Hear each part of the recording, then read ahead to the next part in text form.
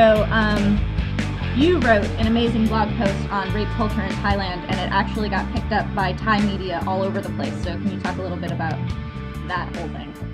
That has been really, really crazy. It's taken over like the whole last couple of weeks.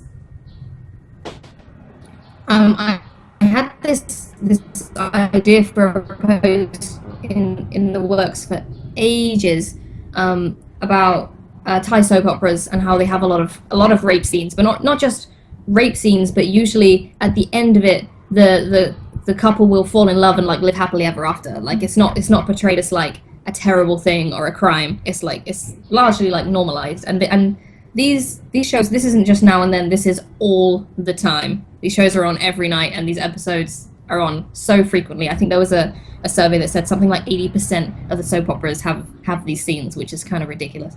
And for that reason, actually, most of my students tell me they don't watch the soap operas because they find it ridiculous and repetitive, and they don't like these scenes either. For that reason, most of them watch Korean soap operas. That's the thing. So I tried to write blog posts about it all, including some of my experience when a student of mine made this really strange rape joke to me. During a class, they were like, if you don't pass me for this class, I'll rape you, haha. And I was like, okay. So I kind of tried to tie it all into, why something like that might be normal, or might be kind of accepted. And then I went down this rabbit hole of all this information and tried to use some Thai points of view. Like there's this one Thai woman, she has a blog called Thai Woman Talks, and it's excellent. She's done a few articles on this.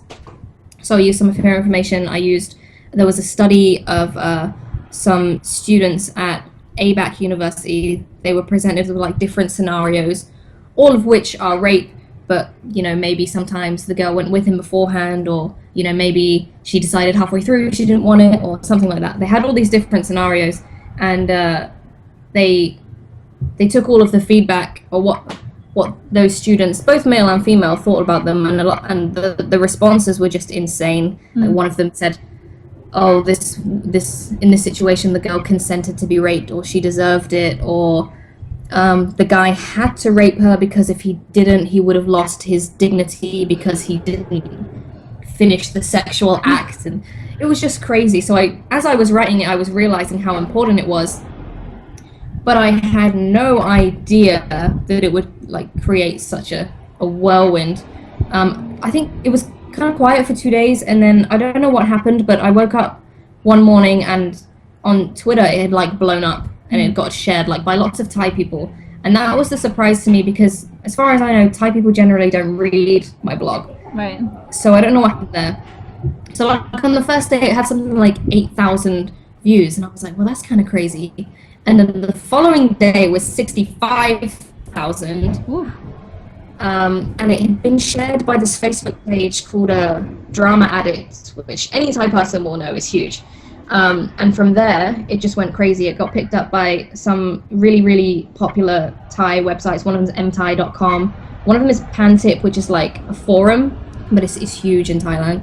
But the craziest thing is that I went into work, and some of my co-workers said, "Oh, Emma, they were talking about your article on the radio today on Met 107, which is like an English-speaking radio station, a Thai English-speaking radio station here, like asking people to call in, like give their opinion, what do you think?" And it created this huge conversation.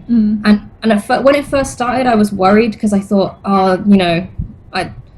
I'm kind of a foreigner speaking from the outside. Maybe there's a lot of things I don't know. Maybe people are going to be offended. But what was really surprising is that the response was overwhelmingly positive. Yeah. Like, I got thanks from so many people for writing it.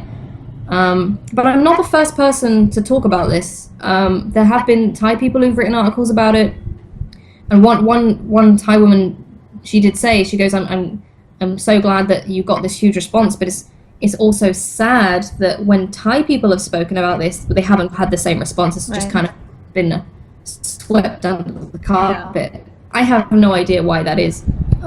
But these things, they tend to be really huge for 5 minutes, and then, we'll stop talking about them, and then we'll carry on doing the same thing. But I got a phone call from on the first day of Songkran. Actually, I got a phone call from a TV producer in Australia. She produces like a current affairs like journalism program, and now we're trying to work together to create an episode of that on this. We're just trying on my end. I'm trying to get all the contacts together, some Thai academics and some people in the media and stuff like that. And that's going to be really, really cool, because if it is international attention that is making people talk about it, this is exactly what they need. Yeah. I think it's one of those things where like you know what your same fights are within your family all the time, but then like when someone else mentions it and you're like, oh God, are we like being represented that way or something? It's like it makes you kind of have to confront it in a way that maybe they don't have to confront it when Thai women are writing about it. But I thought it was such an important piece for especially women, but anyone coming to Thailand to be in gyms, because it's such a male space. And I've probably been one of the more draconian people about being very aware of bringing sexuality into a gym and how you conduct yourself in a gym, and it's very weird to talk about things like that because it sounds like victim blaming all the time, to be like, careful what you wear, careful how you act, all of these things.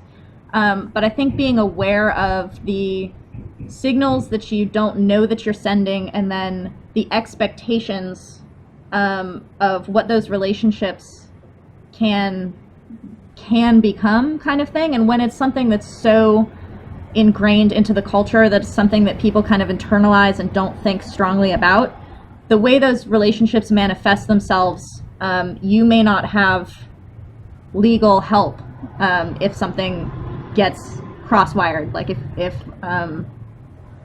something that you in your culture would absolutely call rape is not called rape in the country that you're in, you're kind of like, you don't have anywhere to go with that, and it's just going to be called a misunderstanding. And I think that we tend to want to trust the people around us, and a lot of women who come to Thailand want to be kind of taken care of by their gym, and they kind of kowtow a little bit to their trainers because we come at it from this like martial art master kind of romanticized idea of what it's like to train.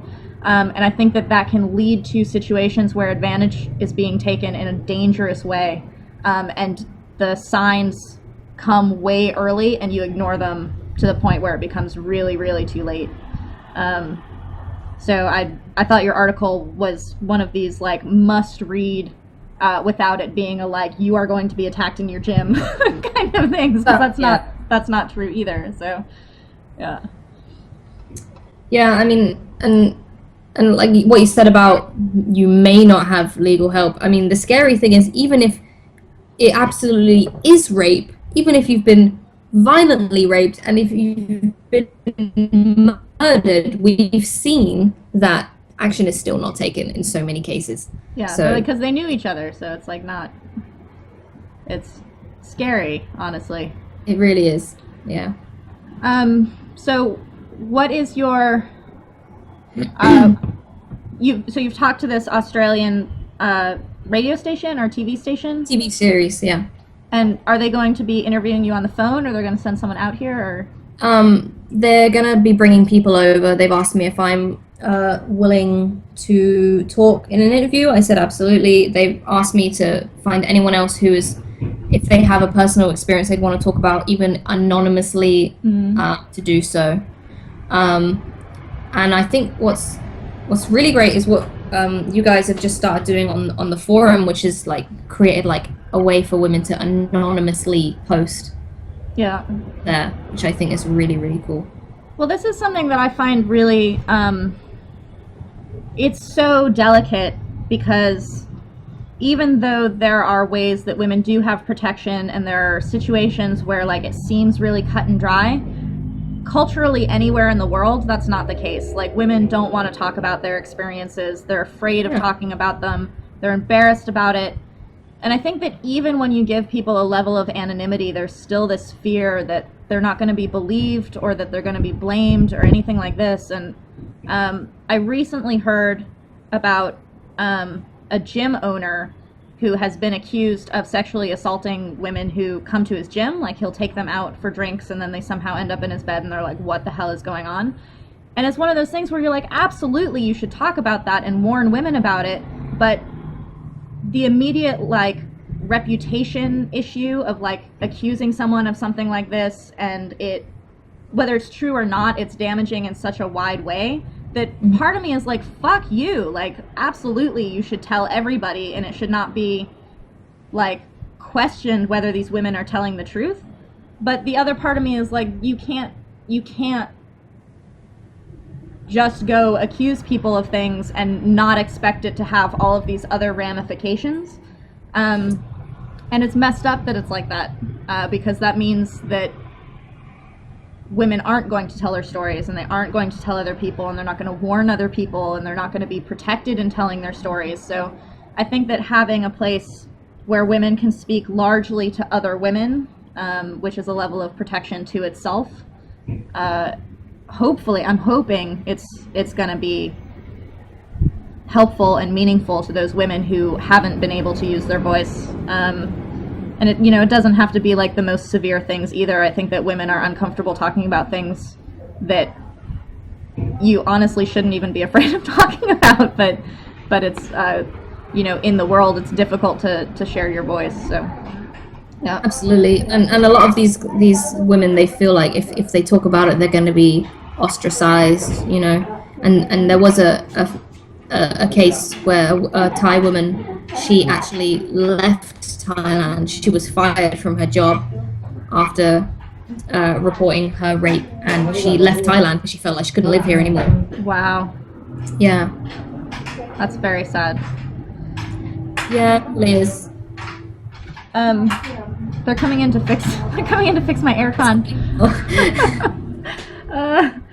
All right. So the anonymous posting that Emma mentioned is on the Muay Thai Roundtable forum in the women's only section. And basically what this is we have created an anonymous profile that the members can use, and it's all going to be the same name, so there's no way to track who it's coming from. And it's basically a way to give women who want anonymity and protection the ability to speak about things that they aren't comfortable speaking about as themselves. The Roundtable Forum is already a little bit protected in the female-only section, and there are still people who have said that people know who I am, and so I can't share my story in there. So this is hopefully trying to create another layer of anonymity and protection for those women to have that voice. เดี๋ยวเตรียมของเข้ามาข้างในนะเดี๋ยวเขาจะล้างแอร์ค่ะ อะไรนะคะ Okay, so this is the women's laundry. Yeah, take it down. Goes like we're talking about it. He thinks they're freaked out about the fact that it's my bras and stuff, but it's actually just in the way of the aircon. Actually, I called Kyomala, the woman who writes Thai Woman Talks. I called her when I lived in Chiang Mai to ask her about the underwear thing. Mm-hmm. And she's married to a Farang guy, and she said that she had a condo in Bangkok and they had a cleaning lady from Asan. And her underwear drawer happened to be kind of up by where her husband's head is on the bed. Mm-hmm. And that this cleaning lady freaked out. And she, Kyomala had to be like, oh yeah, no, that is a thing. She thought that she was doing black magic on her or something. When I was first living in Bangkok, one of my friends, she came over for the weekend. She did some laundry and she hung the laundry out. There was a communal area where everyone hung it, and she had hung her underwear there. Yeah. And then we went out, and then we came back, and she found a note stapled to a pair of her underwear that said, "Don't do like this." That's pretty clear. Yeah. Yeah. Is on the female-only section of the Muay Thai Roundtable. So if you are already a member, you can look for that. If you're not already a member, you can go sign up. Usually through Facebook is easier. And men have not really been upset about not being able to be in the female-only section. But if you are upset about that, we are not talking about you. We are largely talking about things that are relevant to women and sensitive to women's subjects. So don't feel like we're conspiring or anything like that. we are sponsored by Low Blow, which we talked about at the beginning of the podcast. These are our Low Blows. And you can get a discount through Amazon UK and Amazon US by using our promo code, which is